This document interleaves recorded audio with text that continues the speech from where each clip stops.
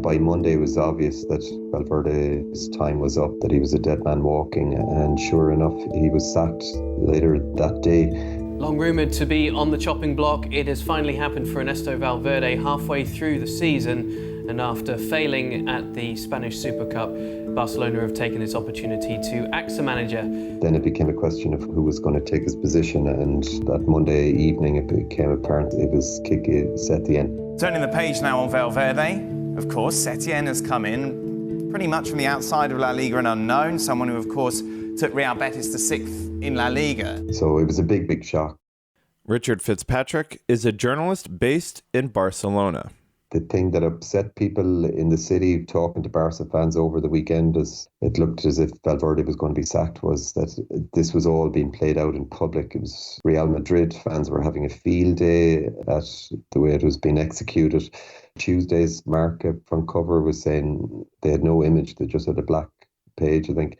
And they were saying it couldn't have been done worse. There was no succession plan in place. Barca board just decided to sack Valverde without having anybody in line to replace him. And then they were scrambling all weekend to try and find somebody, Xavi, Ronald Koeman. Xavi seems to have called himself out.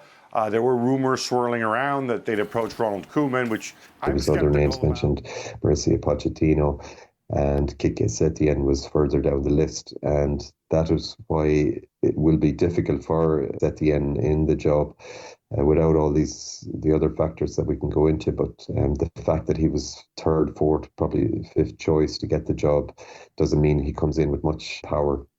So why do you think they did choose him in the end?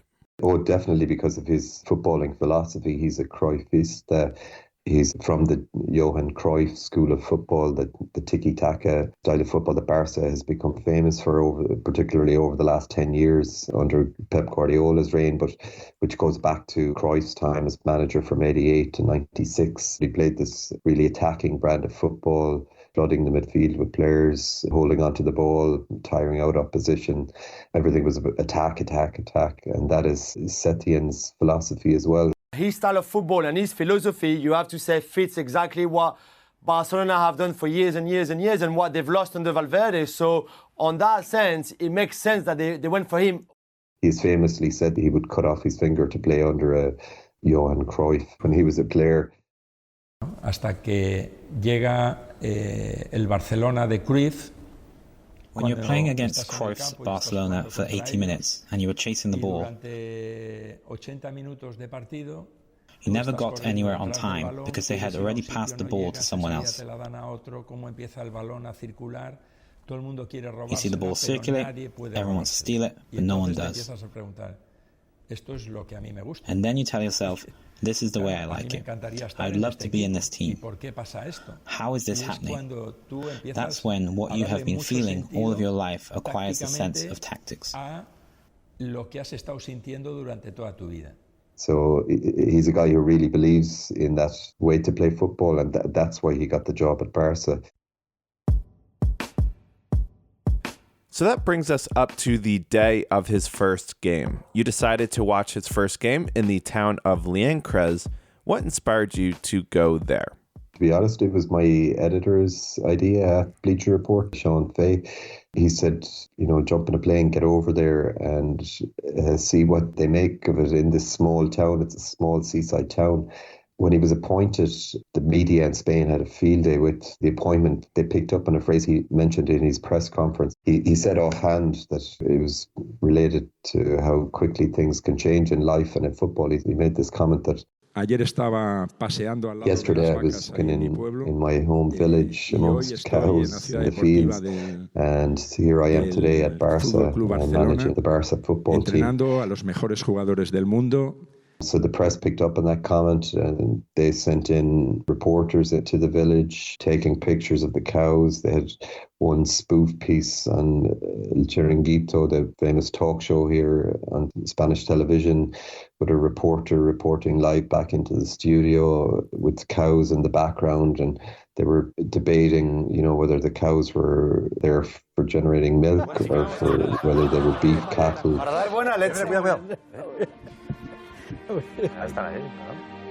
Ahí están, Felicianas, Josep. Bravo, bravo. Bravo. Just making a mockery of Setien and his roots, this kind of country bumpkin who is now suddenly managing arguably the best football team in the world. So it has been a huge transformation, or huge shift in his fortunes within the space of 24 hours. So the press wanted to make hay with, if you'd excuse the pun, with the transition. Is that how they regard him in the Barcelona press, as this country bumpkin? Yeah, that's a bit harsh. He wouldn't be seen as a country bumpkin, but he's definitely not the kind of super coach that typically takes over at a club like Real Madrid or Barcelona. Like if you look back at some of the previous managers at the club, Luis Enrique, Frank Rijkaard, Pep Guardiola, I mean, these are giants of the game, and they had illustrious playing careers, or somebody like Johan Cruyff as well, or they would have had famous football managers going back to Elenio Herrera or Rinus Michels. I mean, these guys are some of the greatest football managers in the history of the game. But Quique Setien doesn't have that kind of CV, so he doesn't have the caliber of some of the predecessors at Barca. So it is a huge jump for him to make.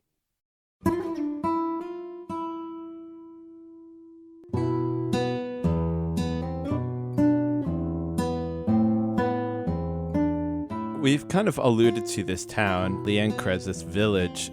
So where is Liencres in Spain, and what's it like?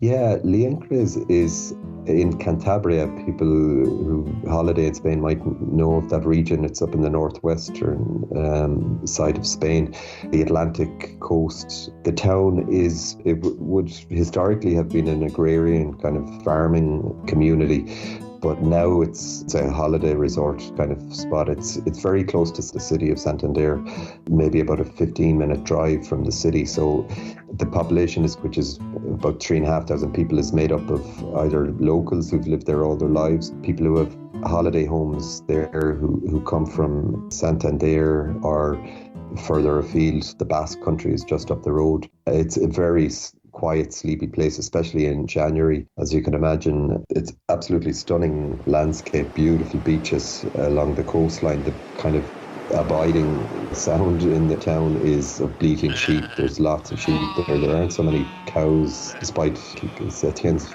infamous comment. And of course the sound of the ocean crashing against the rocks. The Cantabrian rocks are quite famous. They're this kind of brown colour. Even Sagrada Familia, the famous church in Barcelona at the other side of the country, is made from that Cantabrian rock. It's a very distinct kind of brown colour. But it's a regular kind of seaside town, and it's where Quique Setien has made his home since about the 1990s. He was born and grew up in the city of Santander, but custom built a house there in the end of his playing career in the 1990s. So your editor flies you into Santander. What happens next? I got in a taxi straight away, drove down to Liencres, which was about maybe a 20-minute drive from the airport, through beautiful countryside. It's often the case, these taxi drivers, especially in cities as well around the world, they're really useful. I asked him just to find, we were chatting away, he's a Real Madrid supporter, and so I asked him to try and find his house. He knew vaguely where it was, so he stopped people on the street who were out walking, said, "Where's Setien's house?" We went down there. I kind of got out of the car, circled the house, took some photographs of it. It's kind of family home. Setien's kids are growing up now. One of his sons plays football team in Barcelona here, Santander. A regular kind of good-sized house surrounded by kind of railings and hedges, which Setien actually cuts those hedges himself, which is a marker of the kind of humility, or the kind of down-to-earth kind of guy he is. And the absolutely standout thing about this house is that, and you can see it from the Bleacher Report article, there's a picture of his garden. He converted his garden, the land beside the house, into 2 football pitches. One 7-a-side grass pitch, perfectly manicured grass with goal posts. They don't have any nets up at the moment, I guess, because it's during the winter. And then beside that, there's a slightly smaller 5-a-side AstroTurf pitch. And I had known in advance that he had these pitches beside the house from doing some research beforehand, but I was surprised to have it confirmed that he actually still plays on these pitches. He's 61. This guy is the second oldest manager to ever be appointed at Barca after Bobby Robson in the 1990s. His nickname is El Flaco, the skinny one. He's he's still in great shape, and he plays in a beach football league during the summer and still plays on those pitches with his friends. And it's a really interesting aspect about his personality that he really loves the game of football. It's always kind of surprised me when I'm interviewing these footballers when they've retired. A lot of them never play football again. They might play the odd exhibition game, but they fall out of love with the game. It becomes a trade for them. But this guy, he's 61, he's still in love with the ball. He's still playing the game.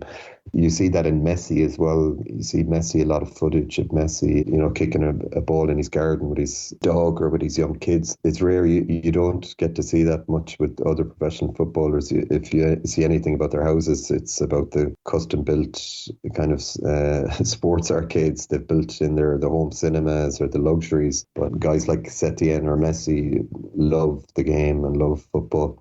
That's an interesting comparison you just made. So it seems like there's a good chance they might really get on as they both kind of live, breathe, and eat football. I think so, yeah. And Setien tends to get on well with his players. He's a charismatic guy. He has more difficulty with managing at Las Palmas in particular. He had a very difficult chairman that he was dealing with, but I think he will get on well with, as you say, with Messi and largely with the other players on that squad. Obviously, he's going to have the difficulty managing a squad of players at that level. He can't satisfy all of them. He's not going to be able to play all 24 or 25 of them. He can only pick 11 any given weekend, so he'll have his challenges there, but I think he will win them over with his enthusiasm and his passion for the game.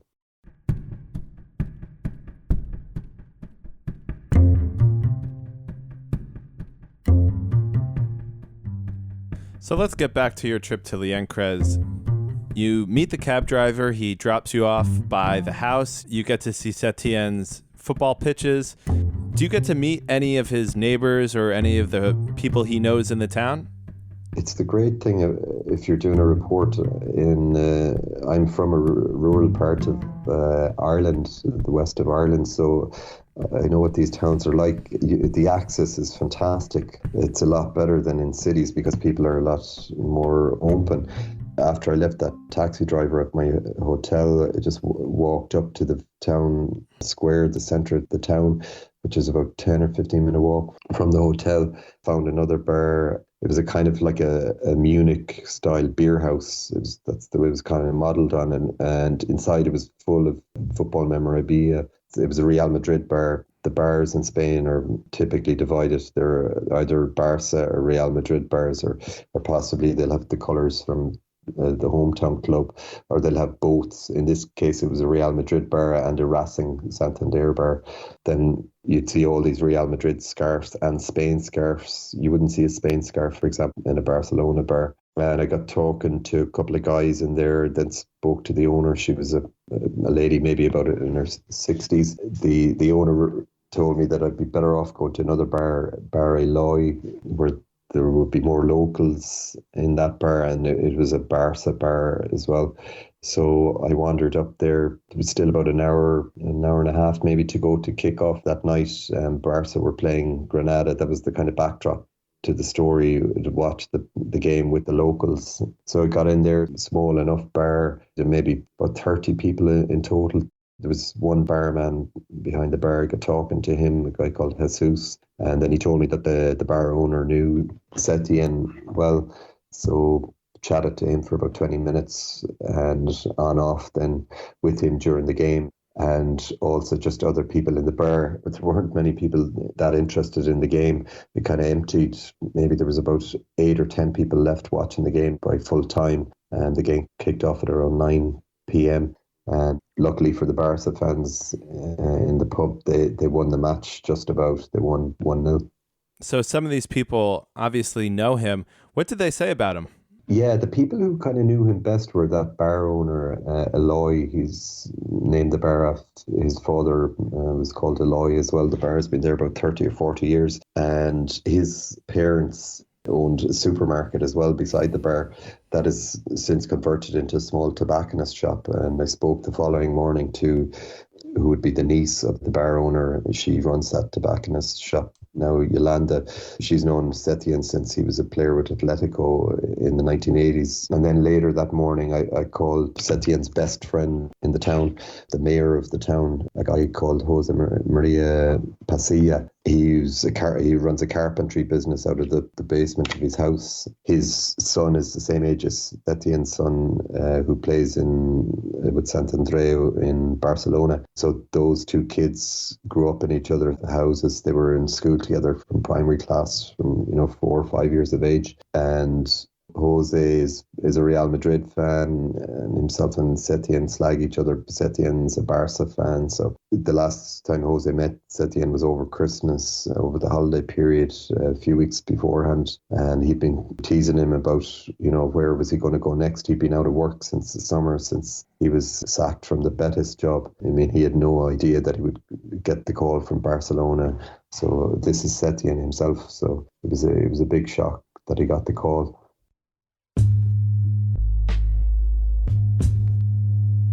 In some of these conversations, were there any stories that stuck out that kind of defined Setien's personality or character? I guess his kind of humility, it's amazing. If you can picture it, this is a small seaside town and Setien is there and he's playing with the local beach football team. He's playing football with his mates in this custom-built pitch beside his house. He's cycling around the place, cycling up to the centre of the town, up a small little hill from his house to get bread, walking his dog Juanete, which his dog's name is called after the Spanish word for bunion, little kind of swelling in the big toe. So he's a really down-to-earth guy. So to think, we think of these super managers like Jose Mourinho, they have huge egos, but this is an everyday guy, and that's was the recurring message I got from people, that he's a really down-to-earth guy, very humble. He won't get carried away, or he won't be showing off that he's Barca manager. It's not in his nature. So it's extraordinary that he's landed now into this position. So you're watching this game, you're watching Barcelona play Granada, and they end up winning 1-0. You say that most of the patrons at the bar left kind of on the early side. Was there a buzz in there that they're watching their hometown hero, if you will, coach one of the biggest teams in the world? I could say there was, but it was surprising to me how kind of lackluster the atmosphere was in there. There wasn't a sense of triumph for that. It was extraordinary. Here was, although he's a blow-in, he's from Santander, but he's lived there half his life. There was still, like I say, only a handful of people left in the bar by the end of the game. And this was as good as it got in Liencres. His brother-in-law had actually been in the bar the day beforehand. His brother-in-law is a Real Madrid fan, his brother-in-law and his wife. So it was an underwhelming atmosphere, which was kind of surprising to me. Did they say why? They didn't say why, no, but I can just only imagine it was a really blustery kind of winter night. There wouldn't have been many people braving the elements. There's Storm Gloria that was rolling into Spain that night. So a dark winter's night in Spain, it wouldn't entice people out. Let's talk a little bit about the game. It was his first game in charge of Barcelona. Did he set the team up differently than they had in the past, or did they play a different style under his new leadership? Yeah, it's a very pointed question. It was surprising that the starting 11 was very much an Ernesto Valverde team. And specifically, for example, he started with Arturo Vidal, who wouldn't be his kind of profile of player. He's not from that tiki-taka possession-based school that Setien espouses. But format was definitely Setien. It was definitely kind of Johan Cruyff inspired. He essentially played with three at the back. He had Sergio Roberto, who's been playing as a makeshift full-back for the last couple of seasons. He had him playing alongside Clement Langley, and on the other side was Piqué, I think. And then he gave Jordi Alba a free role to play in field or as a kind of out-and-out winger. He covered back when they were defending, but he was mainly another auxiliary midfielder. The press picked up a lot on the possession stakes that Barca had. They had almost 83% possession in the night, and they had over 1,000 passes, which is wow. Yeah, which is a record. But the end result was the same. The team depended on Messi to dig them out. Griezmann back here, Messi! Oh! The good times are back again for Barca. Nothing less than what we've seen. It was a Messi goal that separated the teams in the end. So everything had changed, but nothing had changed. Do you anticipate that Barcelona fans will react positively to that high possession? After all, you kind of invoked how Cruyff or Guardiola that is. Yeah, they will, largely so, yeah. But Barca fans they have high expectations, and they're not easy fans to please. Like if you go to the Camp Nou Stadium, they talk about it as being like the opera. Fans sit back and they wait to be entertained. It's surprisingly quite muted atmosphere in the stadium unless it's a big Champions League night. So yeah, they will be happy that he reverted to the kind of philosophy of Barca that Barca has been made famous for. But if the football becomes boring, like if the passes are going horizontal instead of vertical, it's kind of tiki-taka for tiki-taka's sake, and it won't win over the fans if it's not exciting. It's been about a week since you got back from your trip up to Liencres. What's your takeaway from that time there? I guess it's just a beautiful story. Here's a guy, Quique Setien, who's been a zealot in this way to play football, to play attacking football, not to be kind of parking the bus and playing counter-attacking football. He wants to go out and play beautiful football. That was the manifesto he delivered in his opening press conference, was, we're going to play good football under me, whatever happens. And he's from a very humble background. You know, he's been living since he retired as a footballer in the last days of his football career, 30 odd years ago. He's been living in this small, sleepy seaside town, and all the locals in the village or the town know him, and they're delighted that he's got this chance, which came out of the blue. He wasn't expecting it. And there's a lot of excitement, and there's a lot of goodwill in the country for him, because it's a nice story. How that story will end is another day's work. For now, people are hopeful that he will succeed, unless, of course, you're a Real Madrid fan. It sounds a little bit like a Spanish fairy tale. Yeah, you could say that. You could.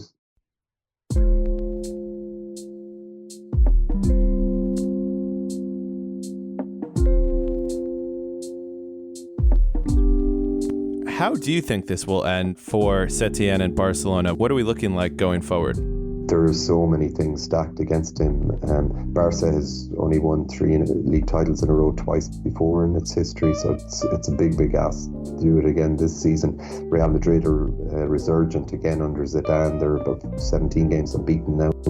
Setien has got an ageing squad. He's just lost Luis Suarez for the rest of the season. He's radically changing the style of football they're playing, but he doesn't have time to experiment properly because he's in the middle of the season. He's no pre-season or no easy games, to try out things. So it's a very difficult task. He's got a 2.5-year contract, but if he doesn't deliver a title, especially given that he's got Messi in his ranks, he'll be out the door in the summer. So it's not going to be easy for him.